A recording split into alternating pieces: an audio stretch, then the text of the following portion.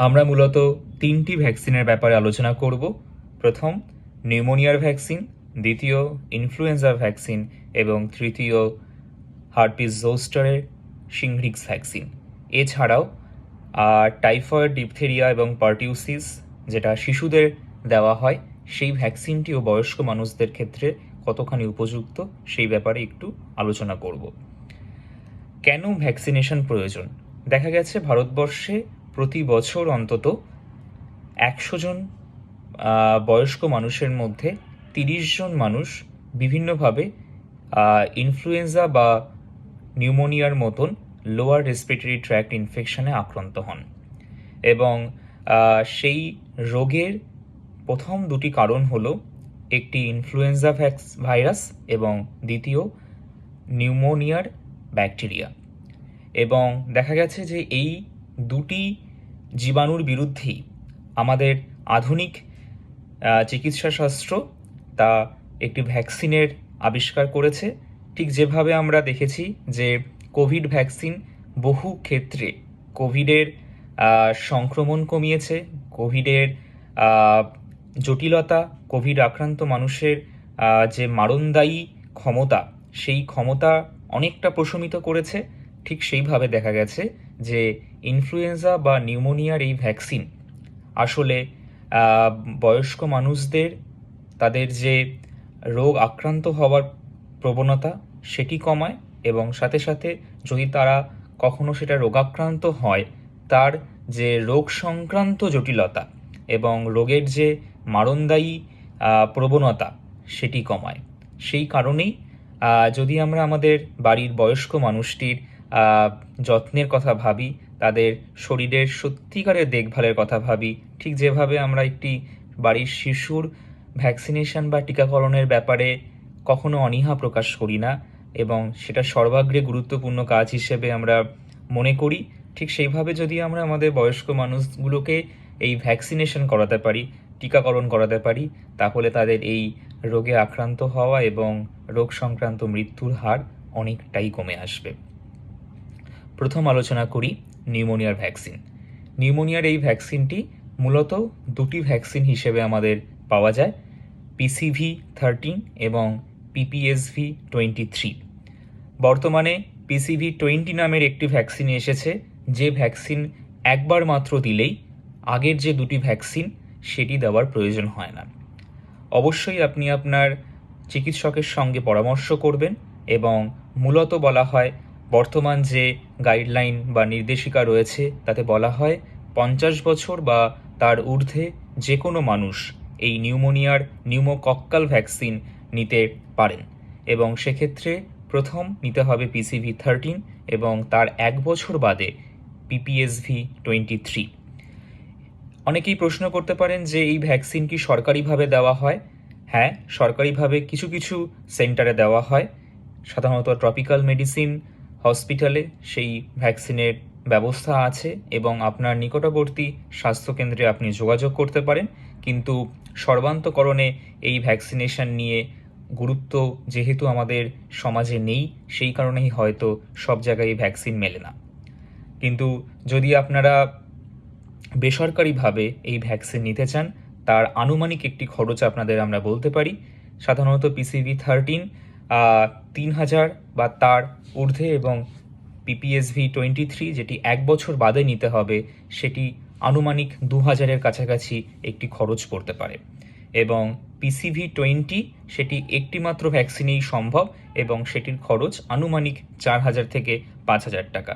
কিন্তু এই একবার ভ্যাকসিনেশন করলে, অর্থাৎ PCV20 একমাত্র ভ্যাকসিন যেটা একবারই আপনাকে সারা জীবনের কভারেজ দেবে এবং PCV13 1 বছর বাদে PPSV23 সাধারণত সারা জীবনের কভারেজ দেয়। কিন্তু কিছু কিছু ক্ষেত্রে বিশেষভাবে যারা শ্বাসনালীর বিভিন্ন রোগে আক্রান্ত, COPD, অ্যাসমা, তাদের ক্ষেত্রে বলা হয় প্রতি 5 বছর অন্তর একবার তাদের সেই রক্তের একটি পরীক্ষা করে নিতে এবং বেশ কিছু নির্দেশিকায় বলা হয় তাদের প্রতি 5 বছর অন্তর একটিবার করে ভ্যাকসিনেশন করিয়ে নিতে। এই ভ্যাকসিনেশন সাধারণত আমরা 50 বছর এবং তার ঊর্ধ্বে বলি, তার নিচেও করা যেতে পারে যদি সেই মানুষের বেশ কিছু উপসর্গ বা জটিলতা আগে থেকে থাকে। যেমন সেই মানুষ যদি হৃদরোগে আক্রান্ত হয়, শ্বাসনালীর কোনো রোগ থাকে, অ্যাসমা বা সিওপিডি, তাদের আরও আগে থেকে এই ভ্যাকসিনেশন করা যেতে পারে। দ্বিতীয় ভ্যাকসিন হলো ইনফ্লুয়েঞ্জা। এটি একটি ভাইরাসের বিরুদ্ধে ভ্যাকসিন এবং এই ইনফ্লুয়েঞ্জা আক্রান্ত হয়েও বহু মানুষ প্রতি বছর মারা যান। সেই কারণেই এই ভ্যাকসিনেশন প্রয়োজন।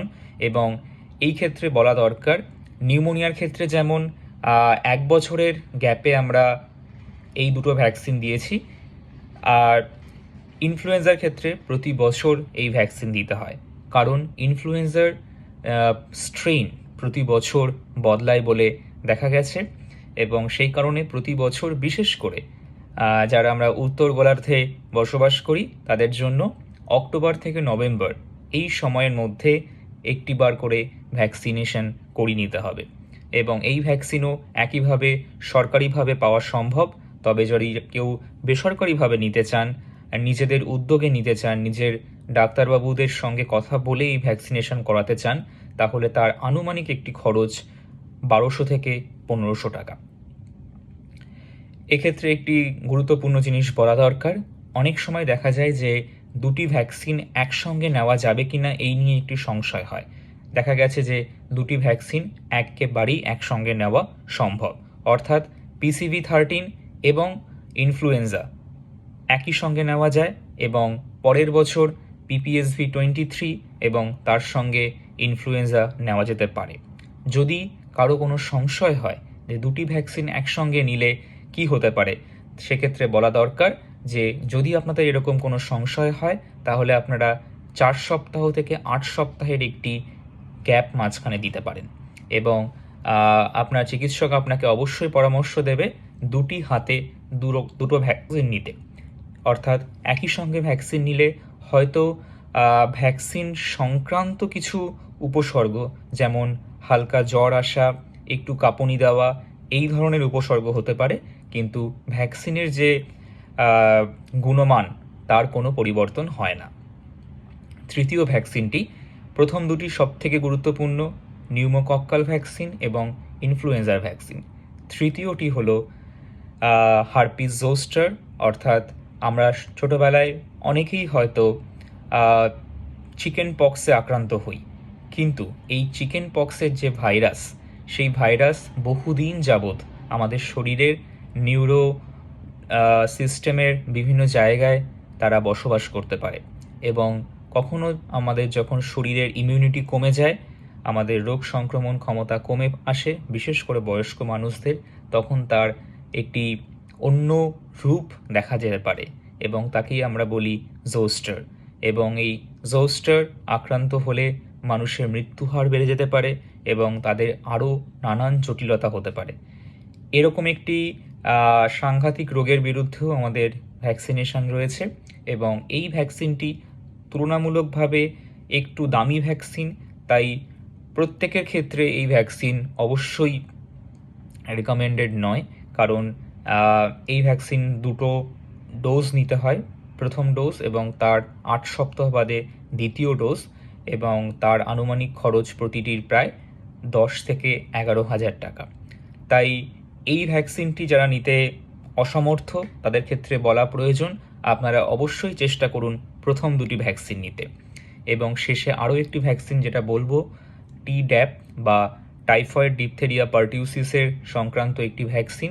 আমরা প্রত্যেকেই হয়তো ছোটোবেলায় এই ভ্যাকসিন নিয়েছি, কিন্তু বয়স বাড়ার সঙ্গে সঙ্গে দেখা যায় যে এই সমস্ত ভ্যাকসিনের গুণমান কিছুটা আমাদের শরীরে কমে আসে এবং সেই সময় বিশেষ করে যে সমস্ত বয়স্ক মানুষরা তাদের নাতি নাতনি বা ছোট বাচ্চাদের সঙ্গে অনেক বেশি সময় কাটান, সেই ছোট বাচ্চাদের যাতে সেই মানুষটির থেকে নতুন করে এই সংক্রমণ না হয়, সেই কারণেও তাদেরকে এই ভ্যাকসিনেশন করানো প্রয়োজন। সেক্ষেত্রে আপনার নিকটবর্তী স্বাস্থ্যকেন্দ্র এবং ডাক্তারবাবুদের সঙ্গে যোগাযোগ করুন। Tdap এই ভ্যাকসিনটিও দেওয়া যেতে পারে। এছাড়াও আরও বেশ কিছু ভ্যাকসিনেশন হয়, সেই ব্যাপারে আমরা অন্য একদিন কথা বলবো। কিন্তু আপাতত প্রথম দুটি ভ্যাকসিন অর্থাৎ নিউমোকক্কালের বিরুদ্ধে ভ্যাকসিন এবং ইনফ্লুয়েঞ্জার ভ্যাকসিন, এই ব্যাপারে প্রত্যেকের খুব পরিষ্কার ধারণা থাকা দরকার যে আমাদের অবশ্যই প্রতি বছর ঠিক সিজন চেঞ্জ যখন হয়, অক্টোবর নভেম্বর মাস, ঠিক যখন ঠান্ডা পড়ে তার আগে আগে ইনফ্লুয়েঞ্জার সেই সিজনের ভ্যাকসিন প্রতি বছর তার স্ট্রেন বদলায় এবং সেই নিয়েই সেই ভ্যাকসিনটি তৈরি হয়, সেটি দিতে হবে। এবং সারা জীবনের জন্য দুটি ডোজ নিউমোকক্কালের দিতে হবে, PCV13, 1 বছর বাদে PPSV23। যদি কোনো মানুষ বিশেষভাবে রোগাক্রান্ত হয়, অর্থাৎ তাদের অনেক রকমের কোমরবিডিটি রয়েছে, একই সাথে প্রেশার, সুগার, হার্টের রোগ ইত্যাদি আছে তাদের ক্ষেত্রে, এবং শ্বাসনালীর বিভিন্ন রোগ আছে, তাদের ক্ষেত্রে আমরা 1 বছরের বিরতিও অপেক্ষা করি না। সেক্ষেত্রে আমরা মাত্র 4 সপ্তাহ থেকে 8 সপ্তাহের একটি বিরতি দিয়ে দ্বিতীয় ডোজ দিই, যাতে তারা অনেক তাড়াতাড়ি এই ভ্যাকসিনের যে সুবিধা সেটা পান। তাই অবশ্যই এই ভিডিওর একমাত্র বার্তা এটাই যে অবশ্যই আপনার বাড়ির বয়স্ক মানুষটি, যারা 50 বা তার ঊর্ধ্বে, সেই মানুষটির জন্য ভ্যাকসিনেশন করান এবং আপনার নিকটবর্তী স্বাস্থ্যকেন্দ্র, চিকিৎসক তাদের সঙ্গে যোগাযোগ করুন। প্রত্যেকে এই ভ্যাকসিনেশন শুধুমাত্র শিশু নয়, আমাদের বয়স্ক মানুষ, তাদেরও রোগাক্রান্ত হওয়ার প্রবণতা বেশি, কারণ তাদের ইমিউন সিস্টেম দুর্বল হয়ে পড়ে। ঠিক যেভাবে আমাদের বাচ্চাদের আমরা ভ্যাকসিনেশন করাই, আমাদের বয়স্ক মানুষটির জন্য ভ্যাকসিনেশনে এগিয়ে আসতে হবে। ধন্যবাদ।